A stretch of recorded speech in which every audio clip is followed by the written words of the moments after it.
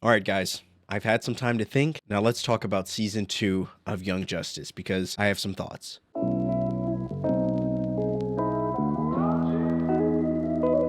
All right, guys, we did it. Season 2 is done, and now it is time for the review. My complete comprehensive thoughts on this season, the things that I liked, the things that I didn't necessarily like, as well as kind of my overall thoughts and impressions about the season from start to finish. By the time you're seeing this video, we may have even started season 3 already. And if you're seeing this review and didn't know that we started season 3, you can find a link to my Patreon down below. The first episode of season 3 is available for everybody. So if you guys want to check that out, hit the link and it'll take you right to our awesome community over there. Also wanted to apologize. I know this review is a little late. I have been sick. If you guys couldn't tell from the sound of my voice, I'm still currently sick, but before we progress any further through season 3, I wanted to ensure that, we got this review out for you guys. And, just to give you kind of my final thoughts on the season and kind of close out season 2. And so without further ado, let's get into it. So I thought of all the different ways in which I wanted to format this review. I thought of trying to do something a little different, maybe, speak a lot about character analyses, changing character dynamics, and, how they kind of played into the overall themes of the season. But after like 8 different reviews, I finally decided that I'm just going to keep it simple for you guys, especially since I probably shouldn't be talking that long. We're just going to go into the 3 things that I liked about the season, the 3 things I didn't like, and kind of my overall, thoughts on the season as a whole. So I don't want to end this video on a negative note. So without further ado, let's get into the 3 things I didn't like necessarily about season 2. So kicking off this list with number 1, obviously the most important one, in my opinion, on this list, and the one that I think is most pertinent because we just came off the heels of the final episode, but that is the death of Kid Flash. TLDR, I didn't like it. And from seeing some of your comments on one of the shorts that I posted about how the writers hate Kid Flash, it seems very obvious that a lot of people felt the same. And I'm surprised that I even got this far into the season, into the series, without ever having that moment spoiled. So I appreciate you guys that have allowed me to kind of get to that moment on my own. That was definitely something that even if someone had told me that, I would not have believed them because it felt so outlandish to do such a thing. And yet, I'm sure you can imagine my surprise when we got to the final episode, and that is exactly what they did. They really killed my boy Kid Flash, and I'm not a fan of that in any way. And I've really tried to sit here and think about all the reasons why and how that potentially could have worked. And of course, I came up with a few. In the context of the story, Kid Flash taking a break from the hero life just to come in to create this valiant, heroic effort to save, the world and his friends, by sacrificing himself, was potentially something that made sense if it was his choice. But in the essence of the moment, Kid Flash did not go into that knowing or thinking that, hey, this is going to be the end of me, right? He simply went there to provide additional help in building up, kind of negating that kinetic energy. I don't know if he would have made the same, maybe he would have, but I don't know if he would have made the same decision if he knew, hey, this is going to be your final run. And so when you kind of think of it that way, yeah, that doesn't make sense either. So any way you kind of slice it, I feel like the death of Kid Flash felt just really unnecessary. And, for a character that didn't really, he wasn't really even in the season that much outside of a couple, at this point, you might as well just call them cameo moments because the season 2 was hardly focused on Kid Flash. You had that one episode where he teams up with Impulse and he teams up with Flash, which was great. And you had a couple moments in between there, the heart-to-heart kind of fight that he has with Dick Grayson or with Nightwing. I think was obviously that was a big moment as well. So the moments that he was in the season, they were important and they were impactful. So I guess you can kind of give the writers credit to that, where every moment that Kid Flash kind of appeared was a vital moment. The argument he has with Nightwing was pivotal. And I think that, when I think of that argument that he has with Nightwing, it almost makes me even more upset because Nightwing never really got an opportunity to talk to Kid Flash, to maybe even apologize about the whole situation, pulling Artemis back into that life, even though she kind of played into that as well. So, it's kind of sucks to think about that the last conversation they had was of these two, great friends arguing, and it makes sense why Nightwing decides to kind of go at it on his own, so he doesn't have to bear that burden anymore of feeling responsible for the death of somebody that he felt really close to. My thing too is, when you think about the season, if they really just wanted a sacrificial lamb, somebody kind of take the hit, take one for the team, there were a lot of characters that were far more involved in the season that I think could have potentially and should have potentially done that. If we really look at season 2 and we think, okay, somebody's got to take the fall, somebody has to be the fall guy, someone has to die this season. It's really, we want to end it on that. We want it to kind of be a morbid, emotional ending. I think there's lots of people. I made jokes about Lagan taking the hit, and originally it was a joke, but I kind of stand by it. Lagan really didn't have much to lose. I think having a character like that who was a part of the season for a lot of it, sacrificing himself, would have had a lot more weight. Even if it was like Nightwing, that would have been crazy, but it would have been like, okay, the leader steps in, he jumps in, takes on that leadership role, does what a leader does, and that's lead by example. And he, decides to give it all away for the sake of his team, something he said he would never do after seeing that simulation episode back in season 1. To have him come back and go against what he originally thought, because in that moment he just acted on instinct and wanted to protect his friends and his team, then yeah, I would have that would have made more sense. Aqualad is another character that, while I wouldn't have liked it, Aqualad sacrificing himself for the sake of his friends, thus, reaffirming and proving his loyalty to his team, would have made so much more sense as well. So, those are just a few names that I could think of that, and while I'm not promoting the death of those characters, I'm not saying that they would have been good, but overall, I think they would have been better fits for a dramatic ending if that's what the writers were looking for, versus the likes of Kid Flash, which also felt unnecessary and I don't think had the same impact that they were potentially hoping for. So TLDR, guys, when it comes to this season, that ending, and we'll get into kind of the ending, which is, more or less something I also didn't like in the season in a second, but when it came to like the ending, Kid Flash dying in that moment, it just didn't make sense to me. I didn't like it, and I felt like it was completely unnecessary, and thus continues to prove my theory that the writers just don't like Kid Flash, because even back in season 1, outside of episode 20, Kid Flash really didn't have a lot of hero moments. He had moments where, every fight that he got in, he was getting bodying. He was kind of the brunt of many of, the bad jokes in the show when it came to like people dogging on Kid Flash and this and that. And then season 2, he's not as fast as Barry. He's not as fast as Impulse, so he's still, kind of the second string in a way.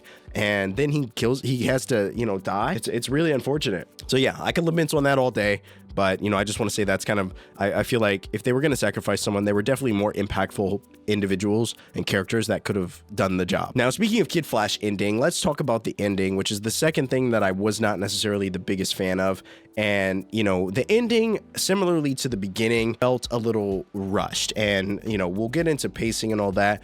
But when it comes to the ending, I feel like it sort of fell flat, especially when you think about Aqualad and his team and all the work that they went through all season.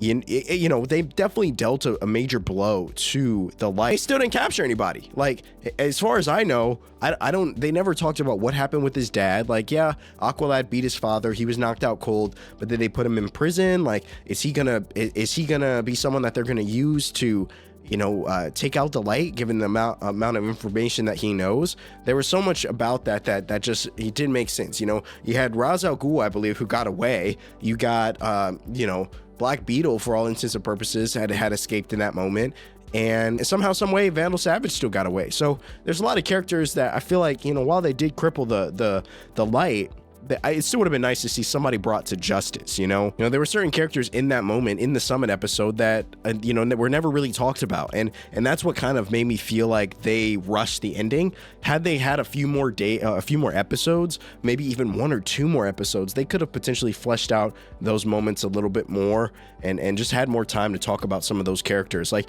whatever happened to Deathstroke? It's like, I know McGann was impersonating him during the Summit, but it was never really explained what happened to him. Like, did he get captured? Like, when you think about it, how the hell do you pull one over on Deathstroke? I mean, your man is as sharp as they come.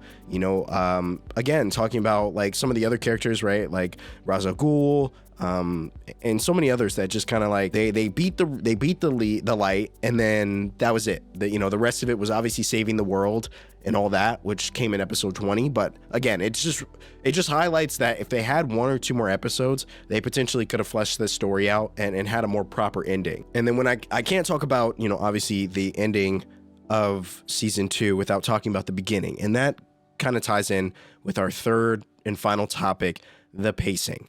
The pacing definitely felt a little disjointed to me. And it ironically enough, usually the pacing for a show is kind of challenging throughout. Like sometimes the show will have really strong pacing in the beginning and then kind of flatten out and then build up again and then flatten out. It's almost like a roller coaster. In this season, the pacing issues that I have only existed with the beginning and the end. Starting with episode 1, I did find it very exciting, but they introduced a lot of new characters very quickly.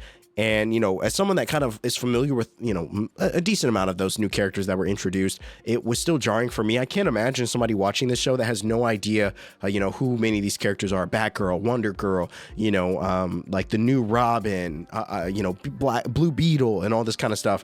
Like it definitely could have felt like a lot. Now, I'm sure you might be asking yourself the question, well, if you don't know about any of these characters, why are you watching the show? But there's a lot, when it comes to like DC in general, there's a lot that I don't know about that you guys have been teaching me on. So there's a lot of moments that I get wrong throughout my time watching season 2 or even season 1 that you guys have been kind enough to correct me on, give me insight, characters that a lot more about, which I think is really cool. It's why I love watching the show, and it's why I love getting things wrong, because it's an opportunity for you guys to educate me, let me know about these characters, maybe a little backstory, a little history. So to come into this season and a 5-year time skip and be introduced with all these new characters, and then the relationship between Superboy and McGann, that, at this point you just kind of put the pieces together that they're broken up, and then they're going off and doing new things. And, Nightwing is now no longer Robin. He's no longer Robin, and he's the leader of the team, and then so many other characters that, were introduced eventually, right? Like Kid Flash and Artemis obviously being off the team.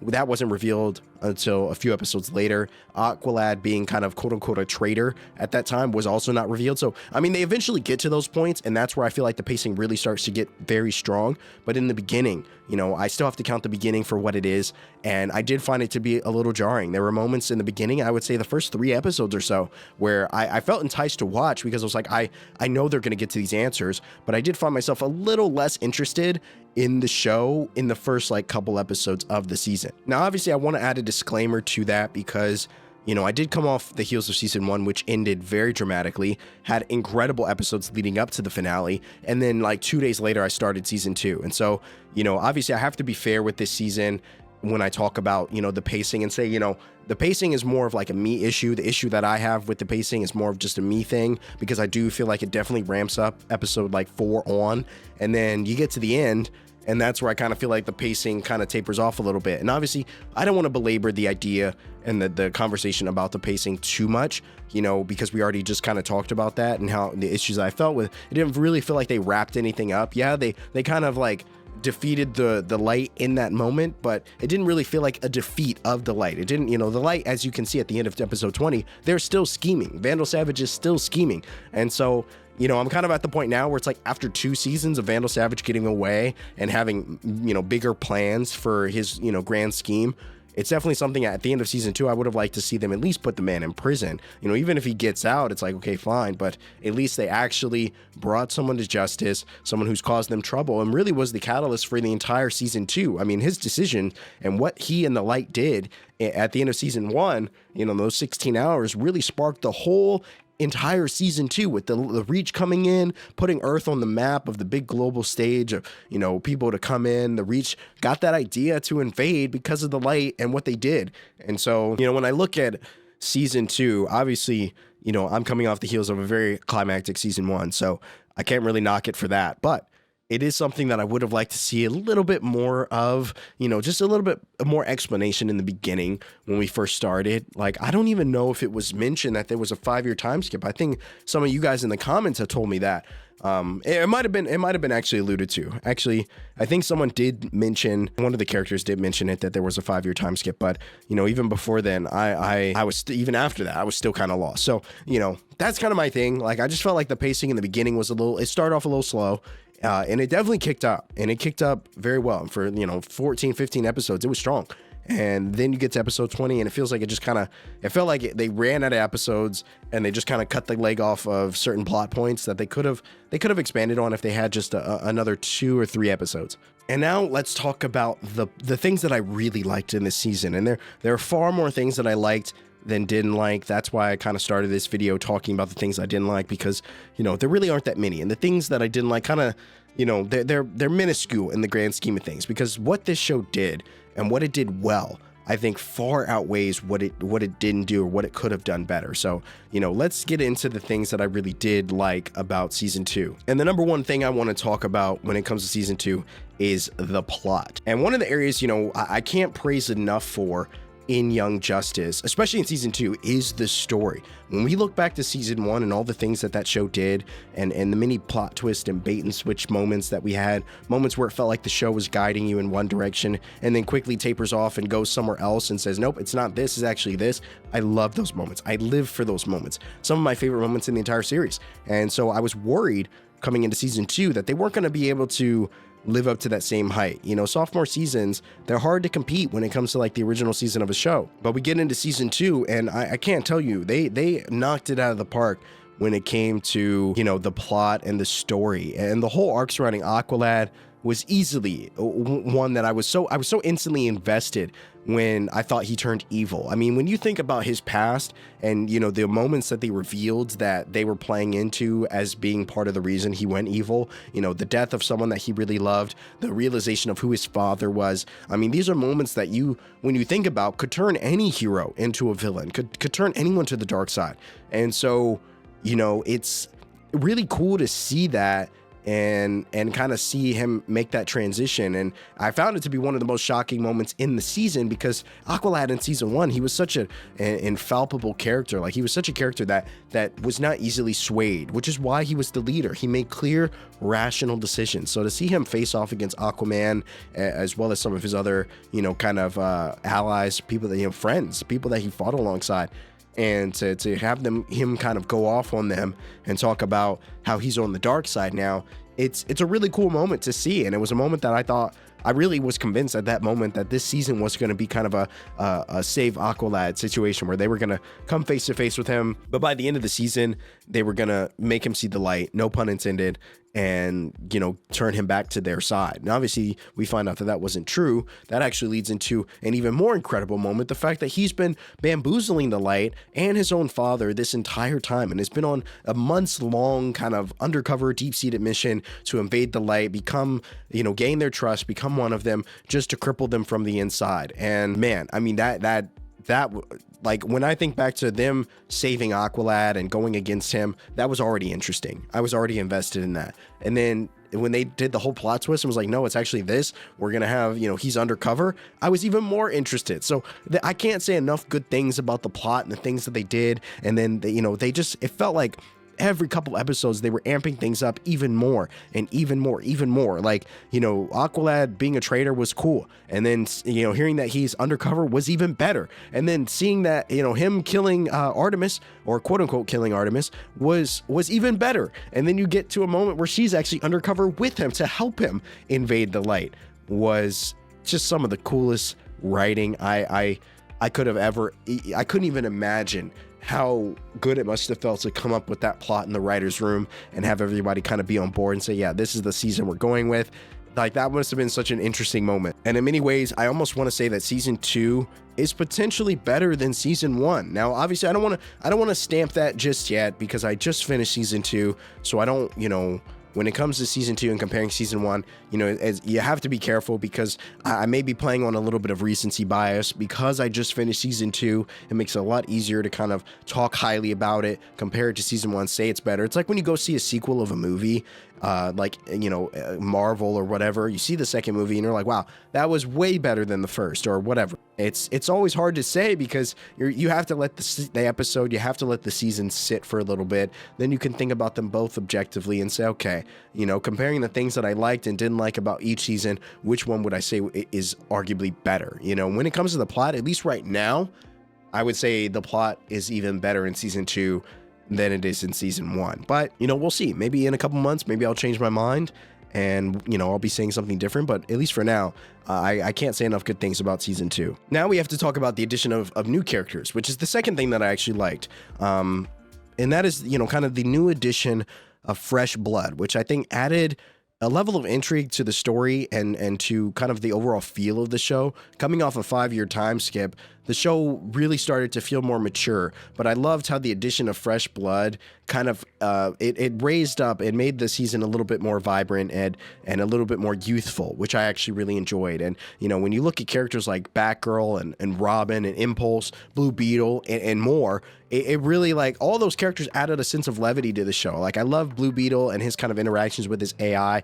Impulse was obviously the comedic relief that the season needed, especially given the fact that, like, Robin wasn't, Robin transitioning to Nightwing, he's obviously older. He doesn't really have that kind of comedic charm that he once did. He was, he's all about that business. In many ways, looking at Nightwing this season, you could see a lot of Batman in him because of how he has a lot on his plate, and he has people's lives are at stake, and he makes the wrong call, and that could negatively affect a lot of people. And so, you could see that he was kind of taking a step away from that role. But I loved how Robin and some of these younger other characters, Blue Beetle, Impulse, came into the show, and even when they were serious about things, they were still having fun, and I feel like that's what I love the most about the addition of these new characters. They added the fun. They brought the fun factor. They made things feel light.